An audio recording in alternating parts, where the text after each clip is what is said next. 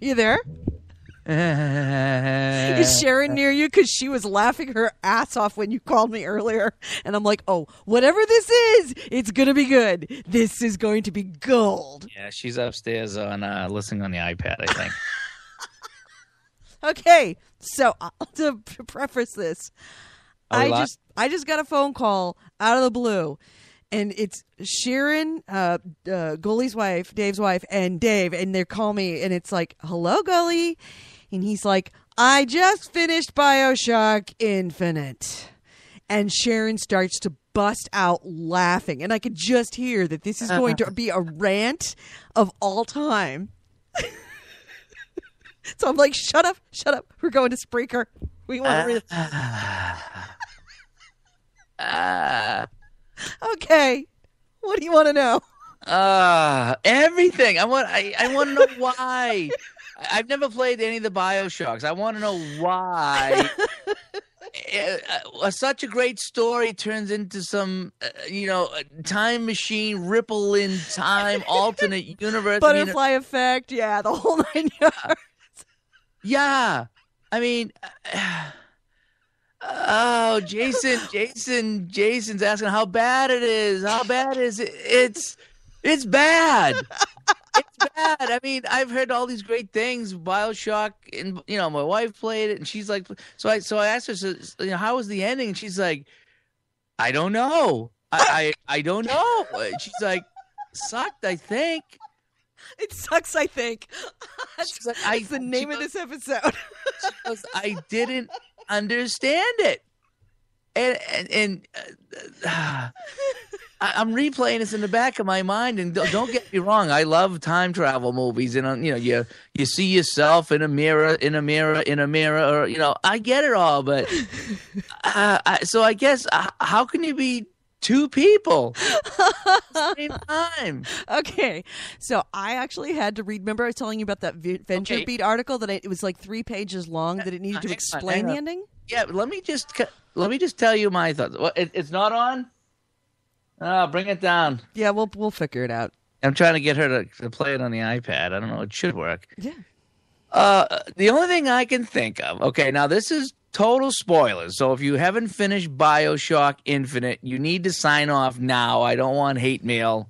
If anybody telling me that I wrecked BioShock Infinite ending, okay? There's no way to wreck the ending. The ending is wrecked. It's pre-wrecked. I get that. Yeah, I could see that. So the only thing I could think of, the only thing that comes to mind is somehow Booker DeWitt, who they're saying, hang on one second. Yeah, it's all right. Do what you need to do to get it running so Sharon can be part of it. Yeah, what are you doing? Oh, yeah, the phone call. I'm like, just booting up Xbox. I'm just starting to log in, playing some Mass Effect 3 multiplayer, and just sending a message to somebody that I just got an awesome gear bonus last night. I got really lucky and got like this legendary gear bonus thing. And I get the phone call. I'm like, who the fuck is calling me? I was like, Goalie. Why is Goalie calling me? Something must be wrong. First things out of his mouth was, I just finished BioShock. And it becomes, he starts well, he's not. His wife is in the background laughing her ass off, and it's like, oh, this is too good to waste.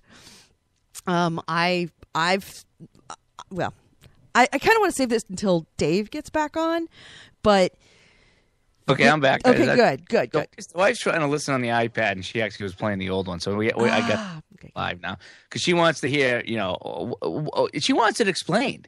Is what it is. She's like me. She goes, what? So the only thing I could think of, okay, so at the end, Booker DeWitt is also Comstock. Yes. So the only thing I can think of is that after he got baptized, he got all religious, and he started Columbia, right? And he took it into the sky, but right. But somehow he had to go back in time and get the girl from Booker. Right. Okay. What it is that you think about time as being a crossroads. That Booker DeWitt at this point of being baptized, where he has the decision to be baptized or not to be baptized. If he's not baptized, he goes on and becomes Booker DeWitt and has a daughter named Anna. If he is baptized, he goes on to be Comstock, and Comstock is fucking around with these tears in time, which has made him infertile. So he realizes that because he has access to time, he can go back, kind of open up a tear between all these alternate realities and enter the world of Booker DeWitt and take his daughter that he would have had he not been baptized, and bring her back and raise her in his reality when he does accept the baptism. So that's where it is that he's actually crossing timelines and removing the baby Anna out of Booker DeWitt's timeline and bringing it into his, renames her as Elizabeth. It's all, and there's little things about it. Like, you remember when you came through the door at the beginning and there were the Lutece twins, and the Lutece twins are like boy and a girl. Yeah. That Madame Lutece had, and she, they, make mentions of it throughout the way, that she discovers her twin brother, and she comes to him. Right. What it is that she has opened a path timeline into another, or opened a crack into another timeline where she is not born a girl, she's born a boy. So she's the same person, but she's a different gender, and brings him through. So she has two, they're essentially the same person, but out of two different timelines, where one she's born a girl and one she's born a boy. Can I just can I just chime in if I could? Yes. This is way too ridiculous for Doc. Remember what I said is that somebody needed to go to Ken Levine and tell him, no, you need to take out some element here. It's just, he needed an editor. It was way too much tchotchkes on the story, and he needed to pull it back just a bit and simplify it, and that was a problem. Yeah, because once, like I said on the show last week, that people will hear next week when it comes out, once they took the turn, the tears I could see, but once they went through the first tear and they're in an alternate reality, that's when it started to suck. Right. I kind of have to agree. And this is like the movie Rockstar, where the first hour is unbelievable. You're hyped, you're on your seat, you're dancing around, you're heavy metal banging, head banging, and then it just kind of fiddles out. And the last half hour of Rockstar was horrible. It just is such a downer after such a great first hour. Right. That's how this game is I played and played. It started to get a little hangy. I must admit. It's like, okay, I've been playing this here and there. When's it going to end? And then I get to by the way, that final battle there. That's a bitch. I beat it first shot. Oh, you lucky son of a bitch. I did. I don't know what I did right or wrong. See, I watched the wife play it a lot. Right. So I had an idea what to expect. And I actually ran out of ammo and everything. Nothing had ammo, and I think I picked up a gun on the ground and killed the last guy, and that was it. But I got through the last battle on the first try, so I was pretty excited about that. But the when it ended and you were just walking around and going into this door and that door and look at all these doors and alternate realities and the whole bit. It's like the end of an Alien movie, not Alien, but like an Alien outer space movie when you open the door and there's all these worlds. You know what I mean? It just was. Right. So you're gonna spring this up on us now. Okay, now I'm gonna mind fuck you just a little bit more. One of those other aspects that I didn't understand until I read that VentureBeat article that, like I said, it required 3 pages to explain the ending, which if you need an outside source to write 3 pages to explain your ending, you haven't done it right. No. Okay. So remember when you first walked through the gates of Columbia, and the Lutece twins were there, and they ask you to pick heads or tails? Yep. And it's heads. And it's been 137 or 140 something times, and it's been heads. What essentially it is it's saying that Booker DeWitt has been in this time loop that they keep going back every single time, because when Booker DeWitt enters into Columbia, there's one of two options that happens. Either he saves Anna, either he kills himself or he doesn't kill himself. If he kills himself at the end, right, then everything is okay. If he doesn't kill himself, then Anna grows up, and they showed you New York being destroyed? Yes. Right. So what happens, they're saying that for 130 some odd times, he has come through this door and failed to kill himself. So they just keep going back and looping back and looping back and looping back until they get the right outcome that they wanted, which was him killing himself and dying at the baptism to kill Comstock. Because if he accepts the baptism, then he becomes Comstock. If he doesn't accept the baptism, then he becomes Booker DeWitt, and then the game goes on where Comstock and Booker DeWitt actually exist. But if he kills himself, then none of it exists. And that's what he needed to do. And so they've gone back several times until that point so that neither one of them exist. Yeah, but it means that he doesn't exist in that timeline, but now there are all these other timelines that he does exist. So it doesn't solve the problem. Right. Exactly. Because there's all these existing timelines where he does exist. And I don't know if that means that he's had one that all they needed was one line where he didn't exist and that was the good line, or what. Not really quite sure, but so, I mean, it's a mind fuck of the First Order. It's not really a good one, because I really, if they had just they went back to, Bioshock 1 briefly in the water. I thought that was kind of cool. If they had just done that instead of all this timeline stuff, that would have been great. Kind of completes the game, comes full circle. I love games that kind of do that, because I want to go back and play 1 and 2. I haven't done that yet. Or those aha moments at the end where you're like, oh, that's great. I love those. The M. Night Shyamalan kind of twist at the end where like, oh my God, he's been dead the whole time. Yet sometimes that works out good and sometimes it doesn't. Sometimes it's too much of a mindfuck, like you say. Yeah. This was not a good one. Okay, there was like an episode of Stargate one time where they went to an alternate reality, and the bad guys had taken over Earth in that reality.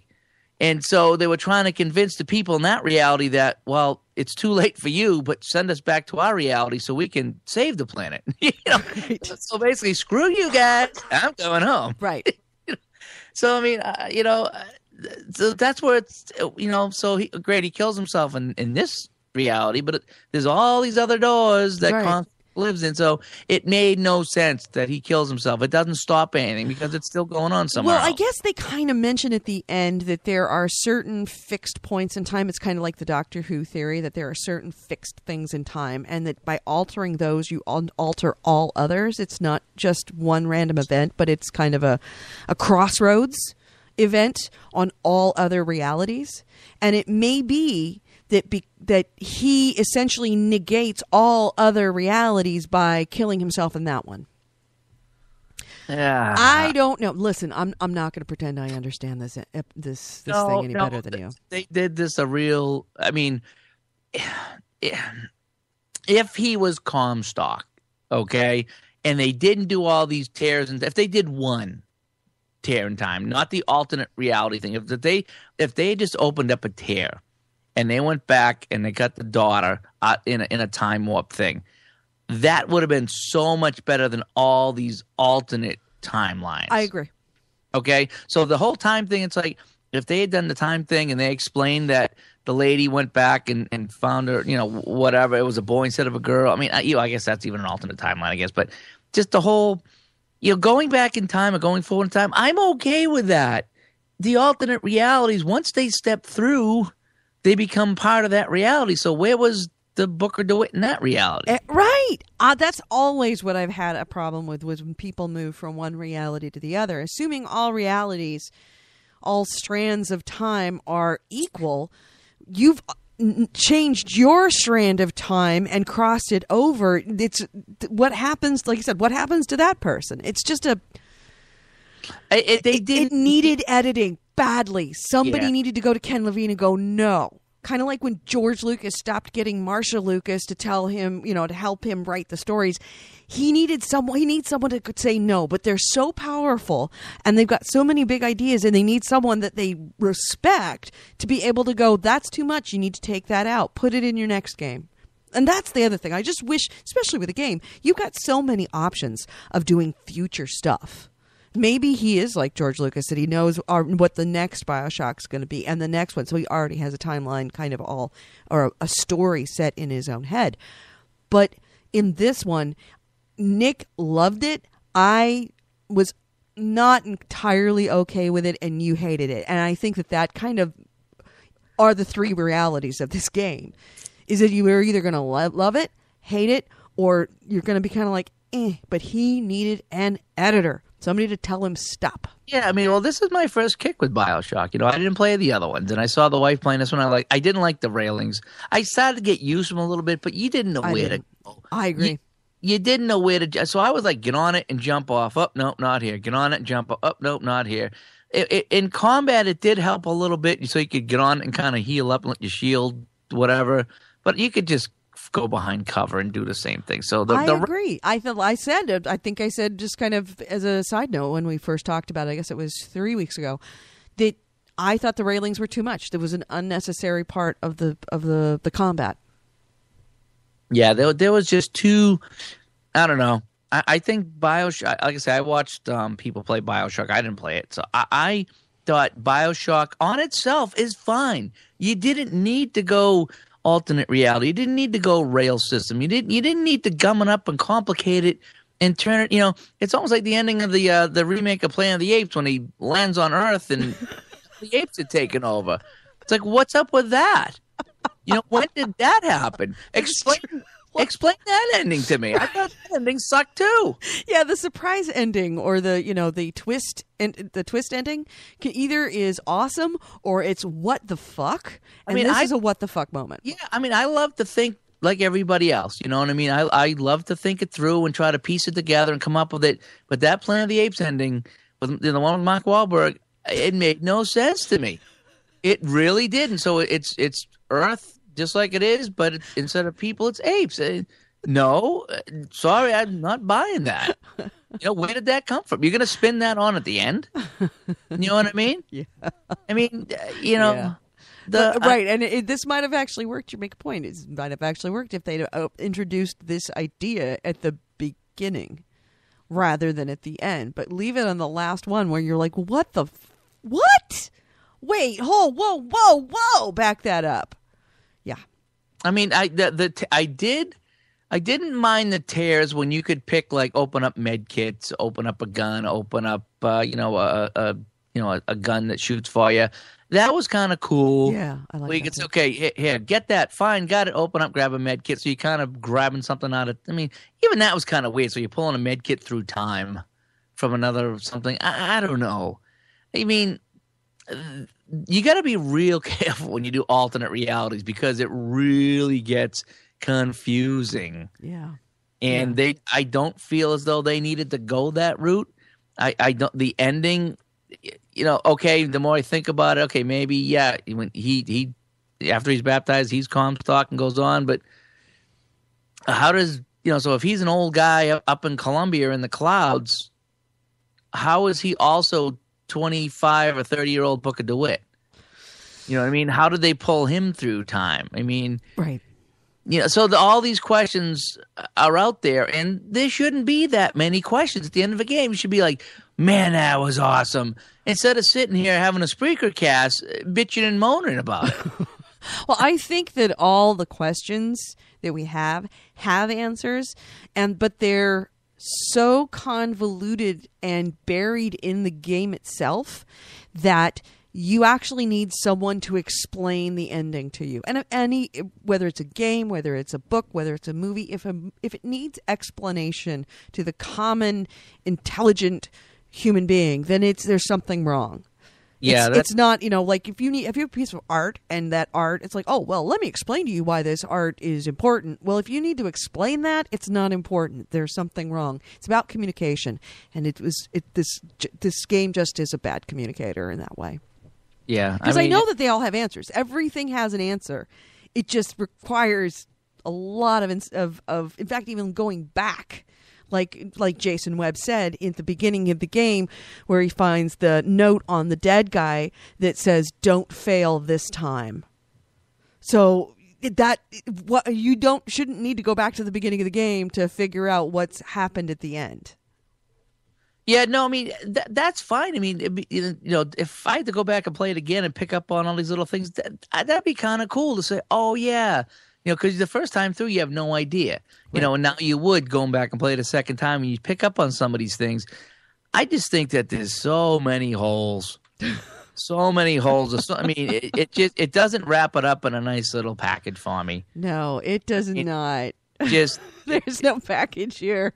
It's like it's an Amazon order. It comes in different packages from different parts of the United States, all at different times. Yeah, it just opened up a whole new can of worms, whatever you want to call it, and I don't think it was a good thing. I mean, do I hate it? No, I don't hate it. But for my first BioShock game that I played, to see it go off in a time travel rip tear direction really has me shaking my head at whether I want to play another one.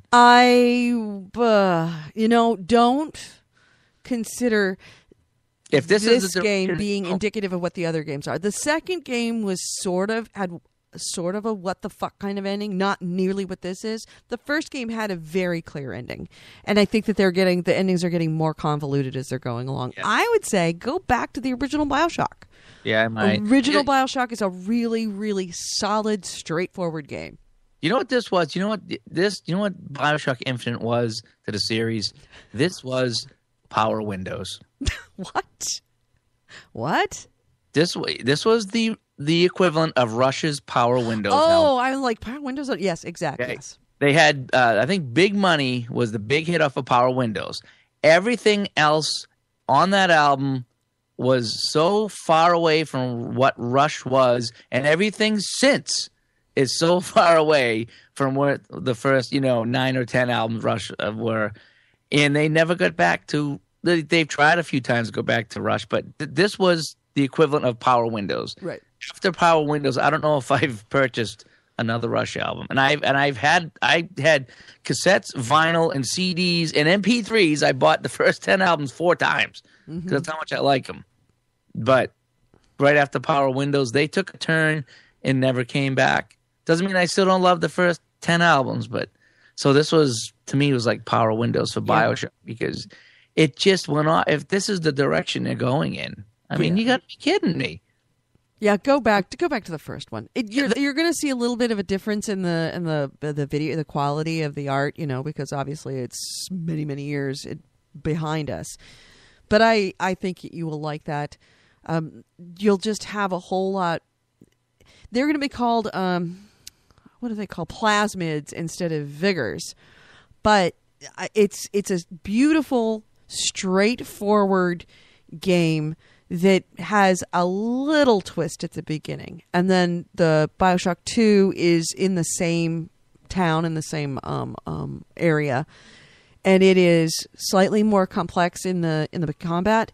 And it's a little bit more of a twist. And the ending is the reason why I didn't like that game. I thought it was a little bit more of a what the fuck ending.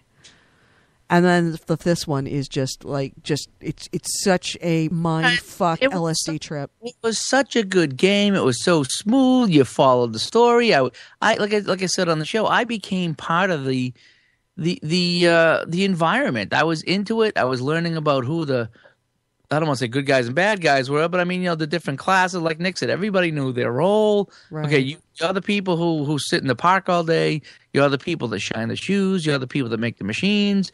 And everybody does that, and nobody changes roles. I mean, that's what, whatever it is. And it was all making sense. And then, now this is his daughter, but his daughter was really a baby. Now she's grown up because of a time thing. And now he's Comstock because he went through time. And now the whole thing was what, that they were going to destroy the world, and yeah. Right, that if they left it on any of the pardon me, any of the possible endings without Booker killing himself before he is baptized, so he doesn't become either Comstock or continue as Booker, and all of those endings end in the world, essentially world being destroyed in one way or another.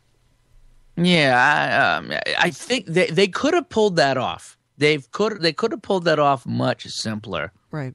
Maybe if they just had the one tier in time. Right. And the one alternate reality, instead of them at the end going and seeing all these lighthouses, that's when it started. Right. I agree perfectly. Yes. If they just left it without all the lighthouses of all the possibilities of everything. Because now you're not buying. Now he killed himself, but you're not buying that because he's, all these other, things are there, universes and alternate realities. If they had just done the one alternate reality, stuck with that, maybe gone back and forth between the two, and that's it, or just had the time travel thing, and that's it. But soon as you open a door to look at all these doorways and Comstock's in all of them, you've now just poof. Right. You've poofed it. There is now no closure, no summing it up. It's just, okay, he's dead in this one, but now there's umpteen million more Comstocks running around. Right. And there's all these other universes with Columbia that are going to destroy the world, and just didn't need to do that. Didn't do anything for me. It didn't. I spent all this time on this game, and I really liked it, and then it was too much. It was too much. You need to go play Borderlands to go get the taste out of your mouth. That's going to fix you, I think. In this reality, you need to be playing Borderlands too. This was kind of like you're sitting down and you're having yourself a nice Yingling beer, and then you reach over and someone, right before you go home at last call, someone hands you a Schlitz. And it's like, oh, this beer is gross. Do they even make Schlitz anymore? Yeah, I think so, yeah. Really? Yeah. God, I wish I'd known that. I would have actually picked up a Well, actually, they probably stopped making it 10 years ago. But it's still on the shelves. Get it while you can, folks. Got a sale on it. Half price. Oh, man. So I actually was calling you to find out WTF. What's going on? I have no answers to that. So as I was setting up the Spreaker, and I was like, okay, he must be Comstock as well as himself, but it was too much. Jason recommends you play Aliens Colonial Marines. That will make you that'll make me feel better. Jason. The only way to get the Schlitz out of your mouth is to drink a hams. No. No. Fuck the guts out of me. They say Californication. Yep. Remember that episode? Yeah. That was great. Daisy. But Borderlands 2. Borderlands 2 will make it all better, sweetie. Don't worry about that. But I'm sorry. It had to be done. You had to play this. I think it's a solid game. I think it's a fun game. Why didn't you tell me Wednesday, don't finish this game? Play till X point and then shut it off and be happy. Because then we wouldn't have had 28 minutes of comedy gold of you. You being pissed off about the end. Come on, that's awesome. I did it. Nick did it. You need to do it. It was like a turd sandwich at the end of the game. It wasn't a turd sandwich. It's some. Now you're in on the understanding of, because it's not a bad ending. There are a number of games that just have bad endings. Like Mass Effect 3, that was just a bad ending. It just was half written. This is bad on a whole different level than what we're used to. An extremely kind of philosophical bad. And you need to know this. This is important for us to understand that when we say it's not, Mass Effect bad, it's Bioshock bad. You'll understand that when I say it's like a Bioshock ending. Yeah, it's like when a movie introduces the evil twin with 5 minutes to go. Right. Or like a CSI episode when you're trying to figure out who it is, and then all of a sudden they bring in a brand new character with it's the janitor that sweeps the floor. They bring him in with 5 minutes to go on the show, and they pin it on him. It's just, The butler did it. I didn't know we had a butler. Who's the butler? Where did he come from? oh, it's like all this guessing and misdirection, and then at the end it's they spring it on you. It's just I don't know. Ta-da! I don't say I hate it. I just frantically I don't like it. I don't understand it, and I'm even trying to think through it. It just and the wife yells at me all the time. Damn, it's a movie. Damn, it's a video game. Because I like watch movies. I said, there's no way that would happen. And you can't do this. Hey, just sit back and enjoy it. But I like to have some semblance of reality. Right. Even in my damn games. You know what I mean? I think I agree. It has to. If you've got holes that you can drive trucks through, that's a problem. And I don't think there are plot holes in this, but there are some serious issues with communicating what that means. Yeah, well, it's too complex. There's no plot holes whatsoever because they opened the door to millions of different of alternate realities that any one of those could be possible. Right. So there is no. You're right. There's no holes in it because once they played that card. Right. It's like saying it was all a dream. Exactly. It's all a dream. And you can dream anything. You can dream different things. And dreams change. And, and then you wake up, you're like, woo, wow. Glad that was over. They might as well have done it. They might as well have said that was all a dream at the end, the way it was. Because, that would have made a better ending. Yeah, it'd have been a cliche ending, but at least it would have been a cleaner ending. Yeah, to try to follow this to any degree with all the doors and gates, and then to think, okay, if he baptized himself, now it all ends. Now we get closure because he baptized himself, so all these other doors will now close. Yeah. My head hurts. It does. It That's hurts. how I felt. That's how I felt. And then what's worse is that I did this at the very last, it was late at night and I had to go to bed. It's like, I just got to finish this. Then we got 15 minutes of cutscene to find out the end. Yeah. And it's 2:30 or 3 o'clock in the morning. And I had to turn it off and go to bed. And I lay awake in bed trying to figure out what the fuck just happened to me. Well, I knew something was going to be up because I was in Long Island.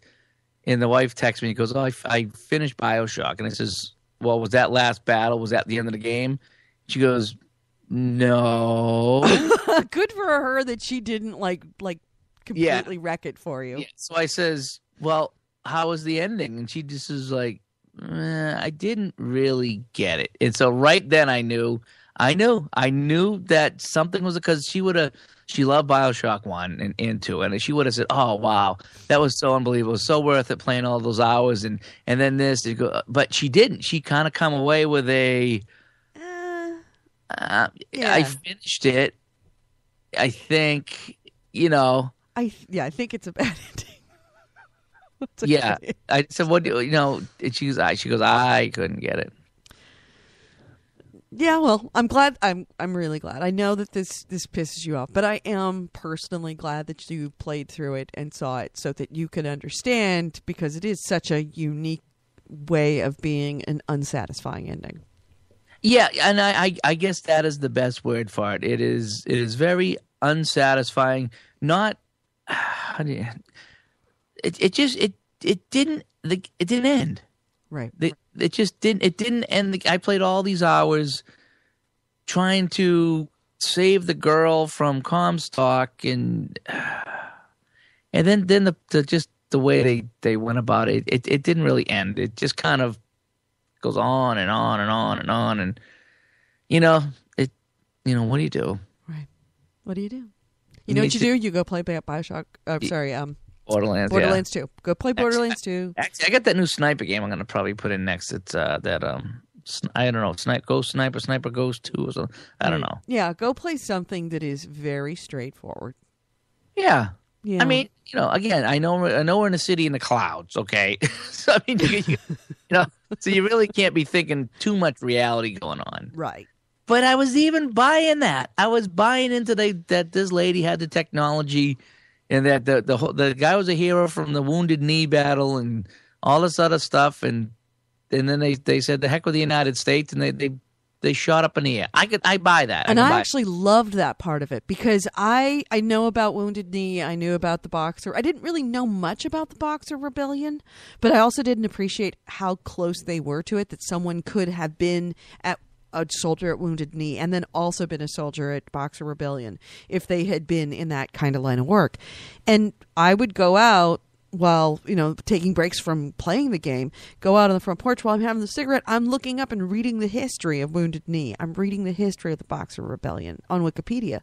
So I liked the fact that it was bringing to light these things that we didn't understand, that we know kind of in the back of our heads, but they're a bit of a lost history that it's not in the general public knowledge. Yeah, it was turn of the century, you know what I mean? And, it's just, we know a lot about the World War II, a little bit about World War One, but stuff before there it's getting old now. And you don't want to say that in an unkind way, but it's just, there are other things now happening that are right.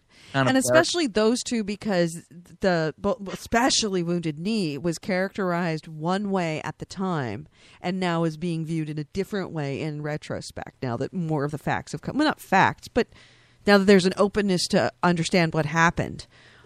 It's not as cut and dried. It was considered a great victory and everybody was exonerated and patted on the back for Wounded Knee. Now we look back on it and go, yeah, okay, here's actually what really happened, and it was not something that they were very heroic by, So it was and people that had been there would have understood it was not a heroic thing to have done, but it was spun in government and the media. So you could see someone being very haunted by having been a participant in Wounded Knee. Yeah, but what was even great too is when he went into almost like the haunted houses there when they had those haunted houses, the recreations, how crude they were about the battle of it. I thought that was awesome. I thought it was awesome too. I really thought it was awesome. Yeah, it's like here they have like a little museum set up for the heroes of Wounded Knee or Comstock or whoever it was, and it's all this, at the time it's probably the best technology they had to kind of show what happened, or this is their version of what happened. I was like, well, that's kind of neat because it's actually actual history, and obviously this guy's fictional, but I mean, he was supposedly one of the heroes, and I thought that was kind of cool. Yeah, and then so they go from that, which was great. The city, the underground part of the city, the manufacturing part of the city, the poor part of the city, and all these museums and statues everywhere, and then they just spin it at the end out of control. Right. And when Booker DeWitt finds out that he's Comstock in a different reality, I kind of liked that part because it would make sense that Comstock was claiming himself a hero of Wounded Knee and a hero of the Boxer Rebellion. And then they had that other guy that was the commanding officer. Remember him? Yeah. Right. And he's like, he never served that. Booker, you were there. He never served. And it's like, yeah, actually he did, because he is Booker. And we recognize Booker DeWitt. The guy recognized Booker DeWitt, but he didn't recognize Comstock because Comstock was from a different reality of Booker DeWitt. So it's just, I liked that idea. But like you said, at the end, when you realize that there's all these different realities, it essentially negates any need for you to do something in your reality, because clearly in all those other realities, he's done it wrong. Yeah. Bad things have happened. So what makes this reality so much better? Why is it so important in this reality when conceivably he could have done nothing and there is a reality somewhere where it all works out? Yeah. Yep, that was my whole thing about it. Just the one-time travel thing would have been fine. The one tear would have been fine. But when there's millions of them, right, and they see each other, and they're going from lighthouse, and they see them going into a different lighthouse, right? What makes this one special? What makes this one special? Is this the real one? You know what I mean? Yeah, it's a good way of putting it. Is this the real one? Well, they're all just as real. That's the point. Yeah, and I guess that's maybe what they were going for. I just don't think that this type of game needed that. It didn't need that direction, right? And that's why I was like, really? It's okay. Yeah. So he's Comstock, and that's his daughter, but now they're both grown up because they went to a time travel thing, and this other lady now, she has a twin brother from a different reality that he pulled in, and she. And here's another thing: is that you go from, say, you got Booker DeWitt A, and you got in what reality A, and Booker DeWitt B in reality B. So Booker DeWitt A leaves his reality and goes to reality B. So you've got conceivably two Bookers in one reality, and none in the other. And none in the other. So what happens there? Well, that makes sense because actually in that other reality, Booker DeWitt A is in B. So that's part of the A's reality. But you can't get over the fact that you've got two Bookers in one reality. Yep. So what do you do there? Does Booker become Booker in the next reality? It's just... Yeah, exactly. When he stepped through that tear and went into the one where the revolt had happened. Right. So now he stepped out of the one that the revolt hadn't happened, and what happened to them? Yeah, and reality A stays with Booker. So reality A would be has his reality A, and part of his reality A is that he enters B. That makes sense. That I can is okay, because then if he moves back out, whatever he does that's his own reality. But when you've got two different realities that you've moved to, theoretically, you've got this Booker that has already made decisions and is going to make different decisions than the Booker that you have that just walked into that reality. So, where was he? What is he doing? You could see two different Booker can meet Booker and compare notes in theory. So yeah. It was not good. Not good. No. Not good, but in a very unique way. Not good, yeah. Very different, not good, than, say, Colonial Marines, not good. Yeah, it gets you talking about it, yeah. which I guess that's what they wanted you to do, but we're talking about it in a very negative light. Yeah, in the, what the fuck just happened to me? Why the fuck did I play the last 10 hours of that game? Yep. Should never have to ask that. No. All right, now go play another game. Go cleanse your palate. Go get some gelato or some sorbet. Cleanse your palate from that horrible meal. Go get yourself a good dessert. I'm going to baptize myself in the tub, I think, just to cleanse myself in this game. You do that. Gonna call me goalie stock. I like that. All right. I'm going to Mass Effect 3 right now. So, hey, Jason, thanks for joining us. And yes, I'm going to check out Leah's drunken discussion. Why do I get the feeling it's not a discussion? It's more like a rant from some other castle about exactly about what we're talking about here. Well, what we should do is when I come out to Vegas in a couple of weeks, you should meet me there, and we should get ripped up one night and do our own drunken version, like breaking glasses and stuff. Who the fuck is that? Why am I seeing brown M&Ms? Brown M&Ms? No. We will not be doing that. I have stuff to do. I have to be sober, especially in Vegas. All right, I gotta go. I'm gonna go. It's so fucking hot out here. It's like 96 degrees or 90 degrees, and 90 degrees by the water out here is unheard of. We're dying. Wow. Yeah. It was over 80 today, and it dropped 25 degrees in an hour. Oh God, that sounds so nice. I can't wait. I took the dogs for a walk, and I was sweating. I was like, I'm all sticky. And I was like, well, I'm going to go cut the grass real quick, And I looked out. I was like, oh, it's freezing out. And then it started to rain. I was like, oh, my gosh. Nice. It was a cloud in the sky. It dropped 25 degrees. Started to rain. But one of my friends in Wisconsin just got a foot of snow. No. He's on his deck having a Diet Coke in a foot of snow. Oh, my God. On May 2nd? What the fuck? 2nd, a foot of snow in Wisconsin. Wow. Yeah, I said that is wrong. That is just so wrong. Actually, a foot of snow sounds really good right now because no, it doesn't. No. Dying because we don't have air conditioning. Nobody has air conditioning in the Bay Area. Air conditioning is called an open window, but it's so fucking hot. We're all melting. All right, so I'm gonna go melt in front of the TV set. All righty. All right. Thanks for calling. Thanks for calling, Dave. That was awesome. Yeah, it was freaking great. Yeah. Bye, all. Bye.